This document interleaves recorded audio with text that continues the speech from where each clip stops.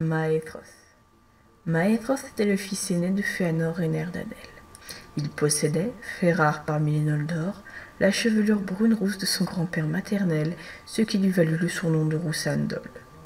Aux côtés de ses frères et de son père, il prêta le serment de Fëanor et suivit son père en terre du milieu.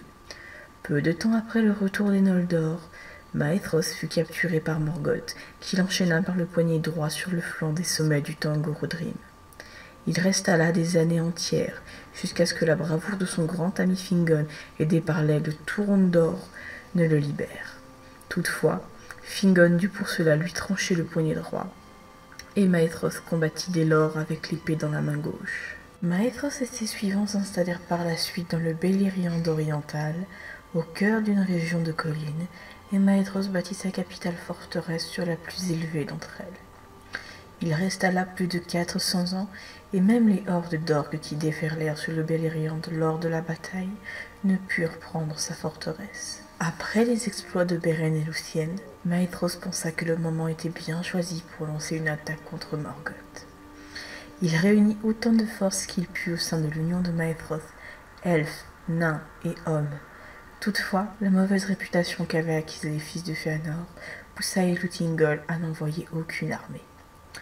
La bataille qui s'ensuivit fut finalement une défaite retentissante pour les Noldor, du fait de la trahison des Orientaux, et Maëthros dut, comme ses frères, fuir vers le sud. Toutefois, leur serment tenait encore les fils de Fëanor.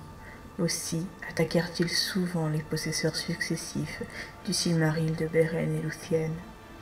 Ils fondirent sur Doriath pour reprendre le Silmaril à Dior. Sans succès, ils retentèrent leur chance au havre des Bouches du Sirion, sans plus de réussite. À la fin du premier âge, seuls Maëthros et Maglor avaient survécu. Après la chute de Morgoth, Eonwë, le héros de Manwë, récupéra les 2 Silmarils qui se trouvaient encore sur sa couronne de fer.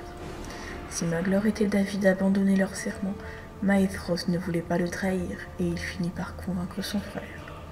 Les 2 Noldor s'introduirent discrètement dans le camp d'Eonwë et lui volèrent les Silmarils, en prenant un chacun.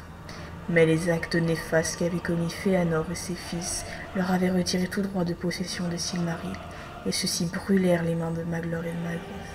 Celui-ci, fou de douleur, se jeta dans un volcan avec le Silmaril.